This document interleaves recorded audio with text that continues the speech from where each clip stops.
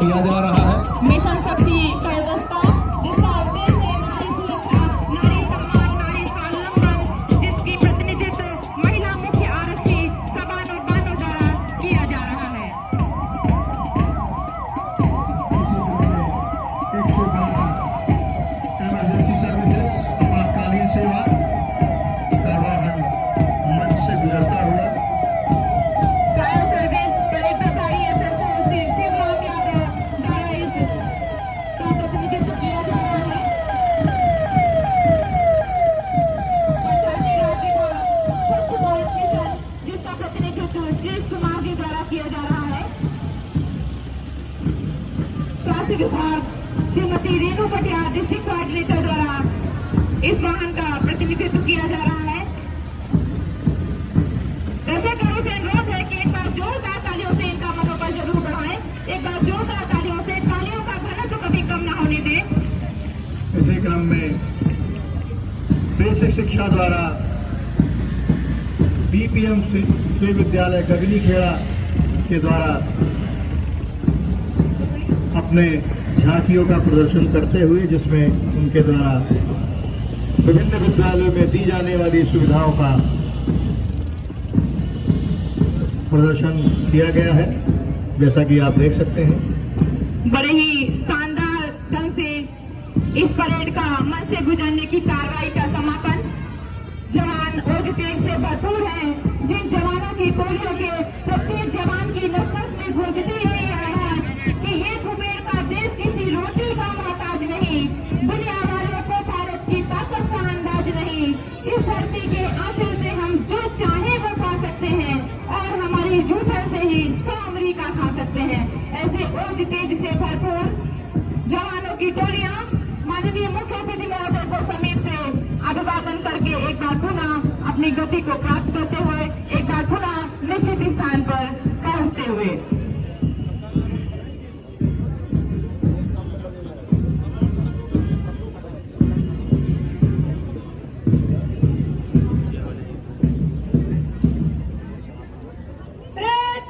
बहुत सुंदर आगे बढ़ेगी।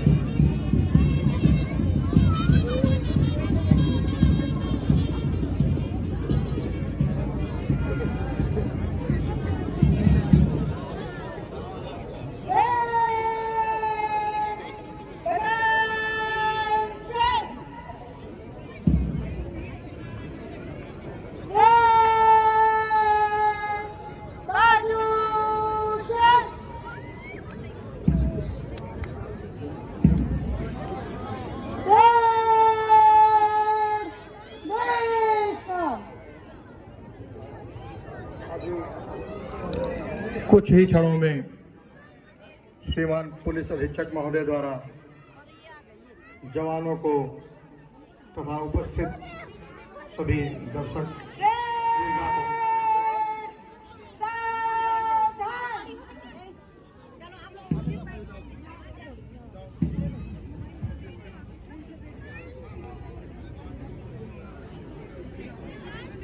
हम भारत के लोग भारत भारत को एक संपूर्ण प्रभुत्व संपन्न समाजवादी अंधनिरपेक्ष लोकतंत्रात्मक गणराज्य बनाने के लिए तथा उसके समस्त नागरिकों को सामाजिक आर्थिक और राजनीतिक न्याय विचार अभिव्यक्ति विश्वास धर्म और उपासना की स्वतंत्रता प्रतिष्ठा और अवसर की समता प्राप्त कराने के लिए तथा उन सब में व्यक्ति की गरिमा और राष्ट्र की एकता और अखंडता सुनिश्चित करने वाली बंधुता बढ़ाने के लिए दृढ़ संकल्प होकर गणतंत्र दिवस पर एतद द्वारा इस संविधान को अंगीकृत अधिनियमित और आत्मार्पित करते हैं।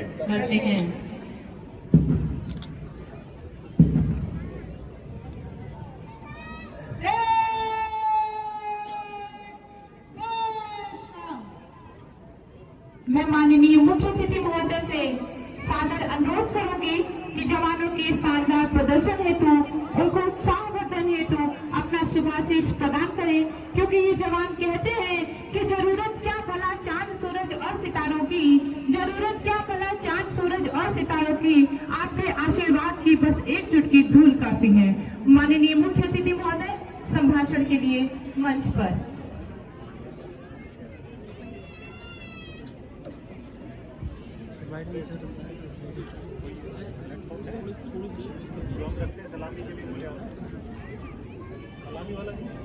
ये दर्शक दीर्घा में बैठे लोगों से अनुरोध है कि अपना अपना स्थान ग्रहण करके जाइए।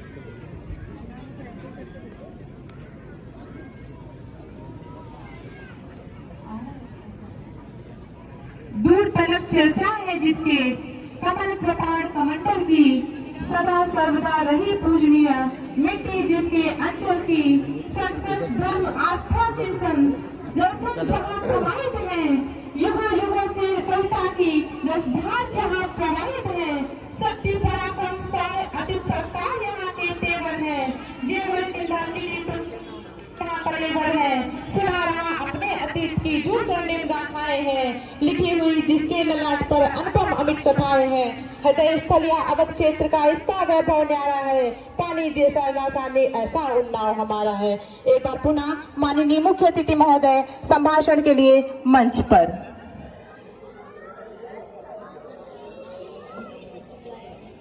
भारतीय लोकतंत्र के 76वें गणतंत्र दिवस पर आप सभी को हार्दिक शुभकामनाएं। आज के दिन सबसे पहले हम उन सूरवीरों को याद करते हैं जिन्होंने मातृभूमि को विदेशी शासन की जंजीरों से मुक्त करने के लिए सर्वोच्च बलिदान दिए हैं। इस वर्ष हम भगवान बिरसा मुंडा की 150वीं जयंती मना रहे हैं। आजादी के बाद गणतंत्र की स्थापना से आज तक हमने एक लंबे संघर्ष के बाद अपने देश को एक सशक्त और समृद्ध राष्ट्र के रूप में स्थापित किया है। आज हम अपनी गौरव गाथा और विकास की यात्रा का उत्सव मना रहे हैं। हमारा देश राज्यों का एक संघ सरकार की संसदीय प्रणाली के साथ एक संप्रभु धर्मनिरपेक्ष लोकतांत्रिक गणराज्य है। 28 राज्यों और 8 केंद्र शासित प्रदेशों में हम सब एक ही हैं। हम सब भारतीय हैं। धर्म, पंथ, संप्रदायों, वर्गों और बहुत सारी भाषाओं ने हमें विभाजित नहीं किया है बल्कि एक किया है। तुझको या नदीश गिरिवन को नमन करूं मैं, मेरे प्यारे देश देह या मन को नमन करूं मैं, किसको नमन करूं मैं भारत, किसको नमन करूं मैं। गणतंत्र दिवस की पूर्व संध्या पर महामहिम राष्ट्रपति जी ने अपने संबोधन में कहा कि न्याय, स्वतंत्रता, समता और बंधुता केवल सैद्धांतिक अवधारणाएं नहीं हैं, जिनका परिचय हमें आधुनिक युग में प्राप्त हुआ है। यह जीवन मूल्य तो सदा से ही हमारी सभ्यता और संस्कृति का अंग रहे हैं। भारत के गणतांत्रिक मूल्यों का प्रतिबिंब हमारी संविधान सभा की संरचना में दिखाई देता है। हमारी सरकार में जन कल्याण को नई परिभाषा दी है, जिसके अनुसार आवास और पेयजल जैसी बुनियादी जरूरतों को अधिकार माना गया है। प्रधानमंत्री अभ्युदय योजना द्वारा रोजगार और आमदनी के अवसर उत्पन्न करके अनुसूचित जाति की गरीबी को तेजी से कम किया जा रहा है। सरकार ने वित्त के क्षेत्र में जिस तरह से प्रौद्योगिकी का उपयोग किया है वो एक मिसाल बन गया है। भारतीय दंड संहिता और भारतीय साक्ष्य अधिनियम के स्थान पर भारतीय न्याय संहिता, भारतीय नागरिक सुरक्षा संहिता और भारतीय साक्ष्य अधिनियम को लागू करने का निर्णय सर्वाधिक उल्लेखनीय है। महामहिम राष्ट्रपति ने एक राष्ट्र और एक चुनाव के पक्ष में यह कहा, इससे शासन में स्थिरता को बढ़ावा मिलेगा, नीतिगत दुर्बलता को रोकने में मदद मिलेगी, संसाधनों का सदुपयोग होगा और वित्तीय बोझ भी कम होगा। इस पहल से देश में सुशासन स्थापित करने की क्षमता बढ़ेगी। भारत देश की वैश्विक साख और गरिमा में जो वृद्धि हुई है उसका पूरा श्रेय हमारे यशस्वी प्रधानमंत्री जी को जाता है।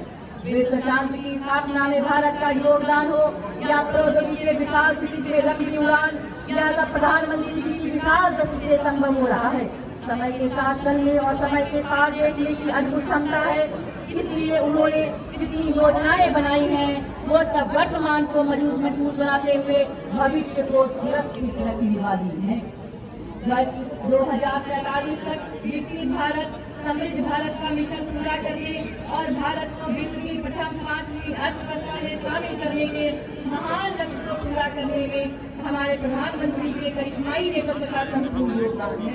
प्रधानमंत्री जी की योजनाओं का उद्देश्य देश को विकसित बनाना और अर्थव्यवस्था को सुधारना है। नागरिकों को अच्छी सुविधाएं, आत्मनिर्भर जीवन यापन के अच्छे विकल्प, अच्छी स्वास्थ्य सेवाएं, अच्छा रोजगार, बेहतर वातावरण आदि उपलब्ध कराना है। प्रधानमंत्री जन धन योजना, स्वच्छ Bharat mission, skill India mission, Beti Bachao Beti Padhao, प्रधानमंत्री मुद्रा योजना, अमृत योजना, डिजिटल इंडिया मिशन, प्रधानमंत्री उज्ज्वला योजना, आयुष्मान भारत योजना, प्रधानमंत्री आवास योजना, आत्मनिर्भर भारत आदि योजनाओं ने भारत की तस्वीर को बदल दिया है। भारतीय लोकतंत्र के एक स्वर्णिम काल का आरंभ हुआ है और उसमें निरंतर नए आयाम जुड़ते जा रहे हैं। भाइयों बहनों, सबका साथ, सबका विकास और सबके विश्वास के मंत्र अब हर नागरिक के सूत्र वाक्य हो गया है। विगत शनिवार को माननीय प्रधानमंत्री जी ने प्रधानमंत्री स्वामित्व योजना के अंतर्गत एक साथ 65 लाख से अधिक ग्रामीणों को प्रॉपर्टी कार्ड वितरित किए। इसके द्वारा ग्रामीणों को उनके घरों का मालिकाना हक प्राप्त होगा। प्रधानमंत्री जी के मार्गदर्शन में माननीय मुख्यमंत्री योगी आदित्यनाथ जी देश के सर्वश्रेष्ठ मुख्यमंत्री के रूप में उत्तर प्रदेश का नेतृत्व कर रहे हैं। यह मेरा सौभाग्य है कि उनके कुशल नेतृत्व में मुझे भी कार्य करने का अवसर प्राप्त हो रहा है।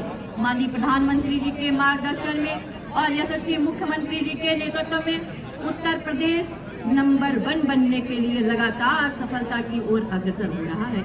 माननीय मुख्यमंत्री जी ने उत्तर प्रदेश को नए भारत का ग्रोथ इंजन बनाने के लिए प्रधानमंत्री जी के देश को $5 ट्रिलियन अर्थव्यवस्था बनाने के सापेक्ष उत्तर प्रदेश को $1 ट्रिलियन अर्थव्यवस्था बनाने का लक्ष्य निर्धारित किया हुआ है।